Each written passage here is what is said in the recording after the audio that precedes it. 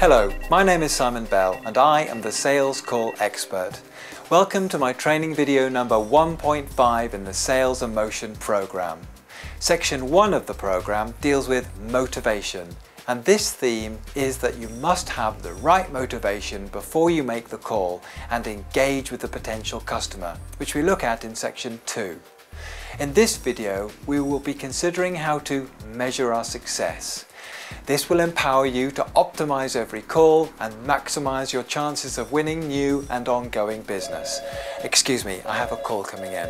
Hello, Simon Bell speaking. Hello, Simon. This is Robot. Do you have a minute, please? Hello, Robot. Sure. How can I help you? I have been making sales calls for years. I know what to do and I am successful, but I don't enjoy making them. It feels wrong and I feel bad when I don't make the sale. I'm just in the middle of making a training video, Robot. Can I call you back in a minute, please? Oh, sure. I'm sorry to intrude. I look forward to hearing from you. He doesn't know it, but Robot is asking us to relate the fundamental concept of human survival to telephone sales. Researchers have compared the sinking of the Titanic, which took 3 hours, with the sinking of the Lusitania, which took only 18 minutes. When there was little time to think, people looked after themselves, but when there was time, the survival rate of women and children increased dramatically.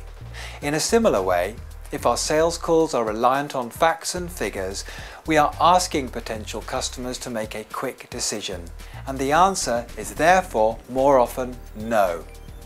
Haha, now I know that they say rejection is the breakfast of champions, but in our 21st century service-oriented economy, it really is time to put aside this gung-ho attitude and start caring for potential customers too. So at least they have more time to say yes. Let's call Robot and see what he is saying to not enjoy his calls. Hello, Robot speaking. Hi Robot, it's Simon Bell. Is this a good time to talk about measuring the success of our sales calls? Of course. Thanks for calling back. Great. Please would you tell me what you are saying when you are making sales calls to sell your pencils? Okay, they are brown, they are sharp, and they have erasers on the end. Aha! I thought so. Can you hear how very factual that statement is? A good sales call should be like art. If you look at any picture, it is very likely that my description of it will be very different from yours. A good sales call is like music. I bet we all have a different explanation of those famous words, I love you, so regularly used in pop music. And a good sales call is like love because it's exciting. There is a good deal of intrigue and a desire to move to the next level. Consider a triangle pointing upwards, and let's call it the power pyramid. Let's say it represents a fixed hierarchical organization like the armed forces, with the commanding officer all powerful at the top, and the privates powerless along the bottom. Now let's transpose this fixed structure to your company, and assume you have a good day, week or month of calling. You feel powerful. Where would you put your power cross on the pyramid? Common places are here, here and here.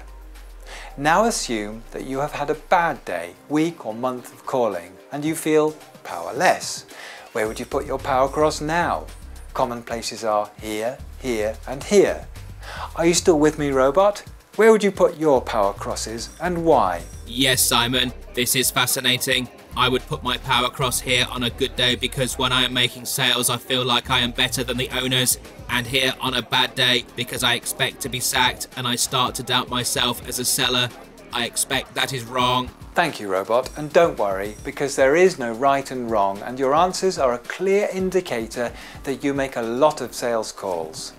I live in Dorset and was told off a few years ago by a new acquaintance who insisted that I read Thomas Hardy.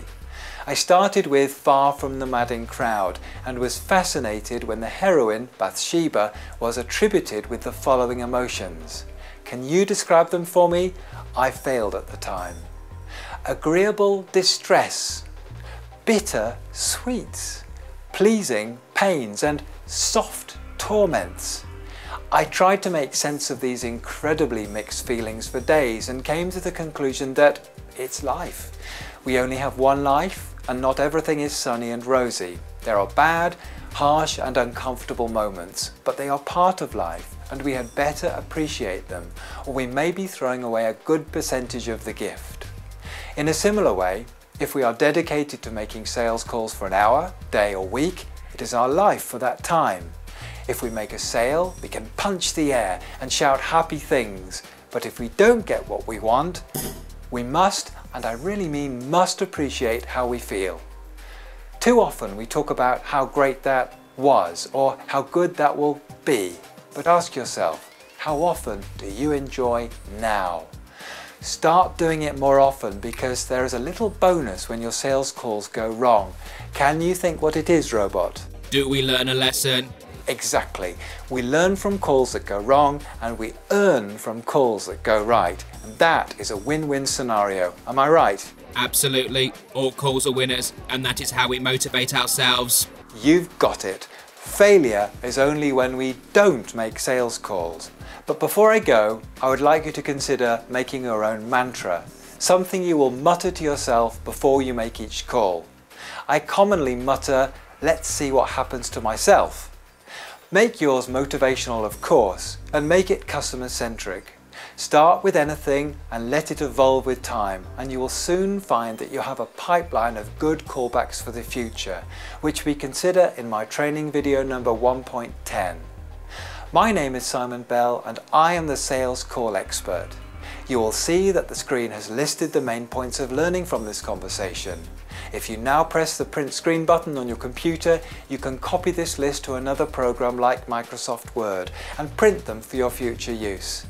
I thank you for taking the time to pay attention to these important facts, because together we can develop a profession that holds emotionally enriched customers as its primary concern and therefore make a lot more money.